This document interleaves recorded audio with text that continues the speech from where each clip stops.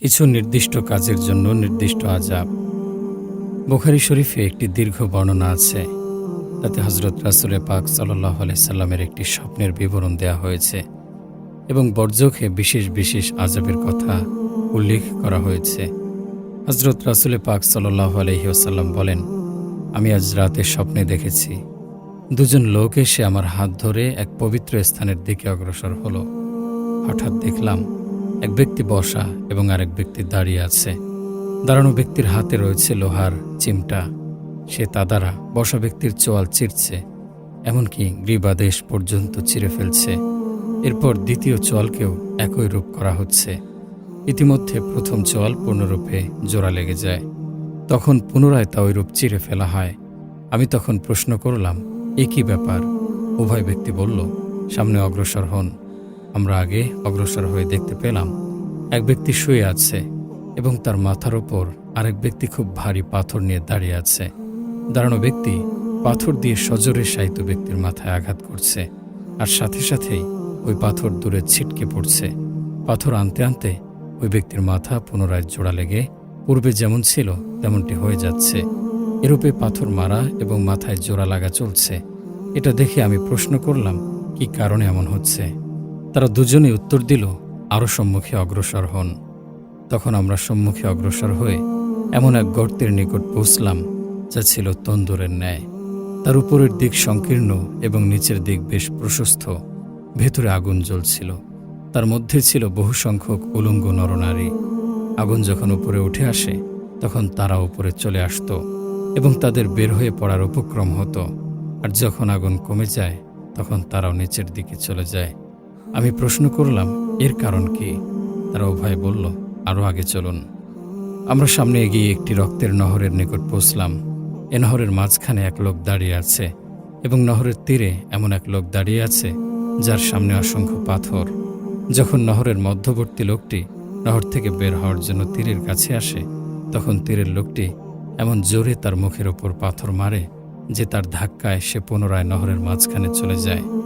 এভাবে যখনই সে ওঠার জন্য তীরের দিকে আসে, তখনই মুখের উপরে পাথর মেরে তাকে নহরের মাঝখানে চলে যেতে বাধ্য করা হয়। আমি বললাম, এর কারণ কি? লোক দুইটি বলল, আরও সামনে চলুন। আমরা সামনে এগিয়ে একটি সবুজ শ্যামল সুন্দর বাগানে পৌঁছলাম। সে বাগানে রয়েছে একটি বড় বৃক্ষ এবং তার নিচে রয়েছে একজন বৃদ্ধ ব্যক্তি ও অনেক শিশু। ওই বৃক্ষের নিকটে আর এক ব্যক্তি বসে আছে এবং তার সম্মুখে আগুন জ্বলছে। সে ওই আগুনে তাপ দিচ্ছে।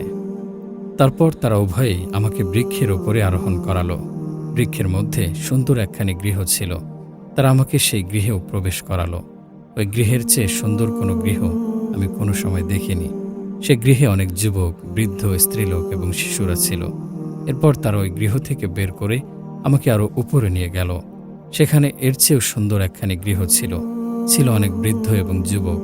আমি উভয়কে বললাম, তোমরা আমাকে সমগ্র রাত্র বিচরণ করিয়েছ। এখন বলো, এগুলো আমাকে কি দেখালে?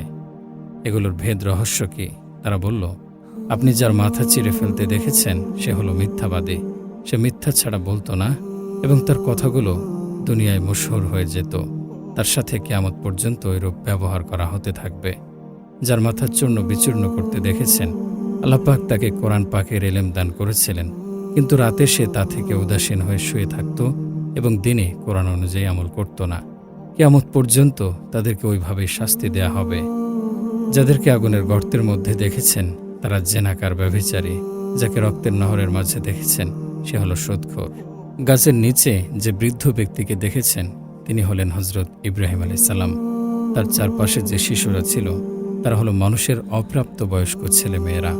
যাকে আগুনে ফু দিতে দেখেছেন তিনি হচ্ছেন দোজখের দারোগা মালিক আলাইহিস সালাম। আর প্রথম যে গৃহে আপনাকে প্রবেশ করানো হয়েছিল সেটি হচ্ছে সাধারণ মুসলমানদের ঘর, আর দ্বিতীয় ঘরটি হচ্ছে শহীদদের। আমি হচ্ছি জিব্রাইল, এ হচ্ছে মিকাইল। এরপর তারা বললেন, মাথা উপরে তুলুন। আমি মাথা উঠালাম। তখন দেখলাম আমার উপর বিরাজ করছে একখানি সাদা মেঘ। তারা বললেন, এটা হলো আপনার ঘর। আমি বললাম, আমাকে ছেড়ে দাও, আমি আমার ঘরে প্রবেশ করি। তারা বলল, এখনও আপনার বয়স অবশিষ্ট আছে, এখনও পূর্ণ হয়নি। পূর্ণ হলে তো এখনই ওখানে চলে যেতেন। নবী রাসূলগণের স্বপ্ন ও ওহী, উক্ত ঘটনা বলি নিশ্চিত রূপেই সত্য। এ হাদিস দ্বারা কয়েকটি বিষয় অবগত হওয়া যায়। 1, মিথ্যার শাস্তি অত্যন্ত কঠিন। 2, আমলহীন আলেমের শাস্তি অতীব মারাত্মক। 3, জিনার প্রতিফল খুব সাংঘাতিক এবং সুদের আযাবও ভয়ঙ্কর। আল্লাহ পাক সমস্ত মুসলমানকে এই কাজগুলো থেকে হেফাজত করুন। জমিন মৃত ব্যক্তির সাথে কথা বলবে। হযরত আবু সাঈদ খুদরি রাদিয়াল্লাহু আনহু এক বর্ণনায় বলেন, একবার রাসূল পাক সাল্লাল্লাহু আলাইহি ওয়াসাল্লাম বাইরে গমন করেন। তিনি দেখলেন লোকেরা এমনভাবে হাসছে যে তাদের দাঁতগুলো বের হয়ে পড়ছে। তাদের এই অবস্থা দেখে তিনি ইরশাদ করলেন, সতর্ক হয়ে যাও, নিশ্চয়ই তোমরা যদি স্বাদ আহ্লাদ ধ্বংসকারী মৃত্যুর কথা অধিক পরিমাণে স্মরণ করতে, তাহলে তোমাদেরকে আমি অবস্থায় দেখতে পেতাম না। অতএব তোমরা স্বাদ আহ্লাদ ছেদনকারী মৃত্যুর কথা অধিক মাত্রায় স্মরণ করো, কেননা কবরের এমন কোনো দিন অতিবাহিত হয় না যেদিন তা না বলে, আমি অপরিচয়ের ঘর, নিঃসঙ্গ ঘর, মৃত্তিকার ঘর, পোকামাকড়ের ঘর। অতঃপর তিনি বলেন, যখন কোনো ঈমানদার বান্দাকে দাফন করা হয় তখন তাকে কবর বলে, মারহাবা, তোমাকে স্বাগত জানাই, তুমি নিজের ঘরে এসেছ। নিশ্চয়ই যারা আমার উপরে চলাফেরা করত তাদের মধ্যে তুমি আমার নিকট অধিক প্রিয় ছিলে। তাই আজ যখন আমার হাতে তোমাকে সুপর্দ করা হয়েছে এবং তুমি আমার নিকট এসে গেছ, তখন দেখে লও আমি তোমার সাথে কীরূপ ব্যবহার করি। অতঃপর ওই লোকটির দৃষ্টি যতদূর পৌঁছে ততদূর পর্যন্ত তার কবর প্রশস্ত হয়ে যায়। তার জন্য বেহেশতের দিক থেকে একটি দরওয়াজা খুলে দেয়া হয়। আর যখন বদকার বা কাফের বান্দাকে কবর দেয়া হয়, তখন কবর তাকে বলে, এখানে আসাটা কতই না খারাপ, তুমি বড় খারাপ জায়গায় এসেছ। যারা আমার ওপর চলাফেরা করত তাদের মধ্যে তুমি ছিলে অভিশপ্ত দুশমন। তাই আজ যখন তোমাকে আমার হাতে সুপর্দ করা হয়েছে এবং তুমি আমার নিকটে এসেছ, তখন দেখে লও আমি তোমার সাথে কিরূপ ব্যবহার করি। অতঃপর কবর তাকে এমন জোরে চেপে ধরবে যে তার ডান পাঁজরের হাড় বাম দিকে এবং বাম পাঁজরের হাড় ডান দিকে চলে যাবে। হযরত রাসূল পাক সাল্লাল্লাহু আলাইহি ওয়াসাল্লাম একে এভাবে প্রকাশ করেছেন যে তিনি তার পবিত্র এক হাতের আঙুলগুলো অন্য হাতের আঙুলগুলোর মধ্যে প্রবেশ করিয়ে দিয়েছেন। যারা কবর আযাব থেকে মাহফুজ থাকবে। ফখরে বনি আদম রাসূল পাক সাল্লাল্লাহু আলাইহি ওয়াসাল্লাম ইরশাদ করেন, সেই সত্তার কসম যার হাতে রয়েছে আমার প্রাণ, মৃত ব্যক্তিকে কবরে রেখে যখন লোকেরা ফিরে আসে তখন সে তাদের জুতার শব্দ শুনতে পায়। ঈমানদার হলে নামাজ তার মাথার দিক থেকে আসে, রোজা আসে তার ডান দিক থেকে, যাকাত আসে বাম দিক থেকে, এবং যে সকল নফল কাজ সে করত, যেমন সদকা ও দান খয়রাত, নফল নামাজ, মানুষের সেবা ও উপকার, সেগুলো আসে পায়ের দিক থেকে। অতঃপর মাথার দিক থেকে যদি আযাব আসে তাহলে নামাজ বলতে থাকবে, আমার দিক থেকে কোনো জায়গা হবে না। ডান দিক থেকে যদি আযাব আসে তাহলে রোজা বলতে থাকবে, আমার দিক থেকে কোনো সুযোগ পাবে না। অতঃপর বাম দিক থেকে যদি আযাব আসে তাহলে যাকাত বলতে থাকবে, আমার দিক থেকে কোনো স্থান পাবে না। এরূপ পায়ের দিক থেকে যদি আযাব আসতে চায় তাহলে মানব কল্যাণকর কাজ, সাদেকা, এহসান যা মানুষের প্রতি করা হতো তা বলতে থাকবে, আমাদের দিক থেকেও কোনো জায়গা পাবে না। সূরা মুলক এবং আলিফ লাম মিম সাজদা যারা পড়েন।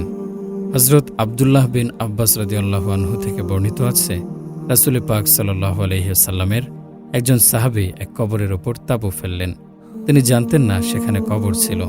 তিনি তাঁবুতে বসে হঠাৎ শুনতে পেলেন তার ভেতরে এক লোক সূরা তাবারাকাল্লাযী বিয়াদিহিল মুলক তেলাওয়াত করছে।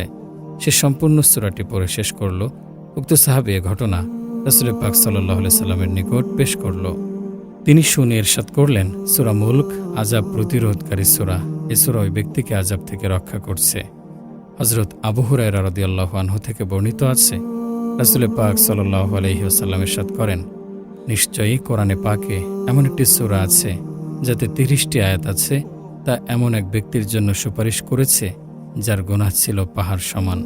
অতঃপর তিনি বলেন, ওই সূরাটি হচ্ছে তাবারাকাল্লাযী বিয়াদিহিল মুলক।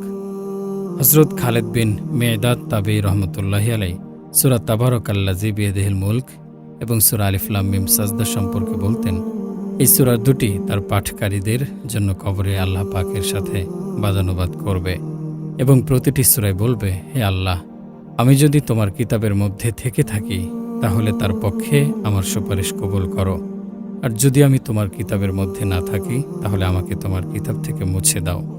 হযরত খালিদ বিন মেদাদ তাবেঈ রাহমাতুল্লাহি আলাইহি এ কারণে বলতেন, এই সূরা দুটি পাখির ন্যায় তার পাঠকারীদের উপর ডানা মেলে দেবে এবং তাদেরকে কবর আযাব থেকে রক্ষা করবে। এই উভয় সূরাই কবর আযাব থেকে পাঠকারীকে রক্ষা করার যথেষ্ট ক্ষমতার অধিকারী।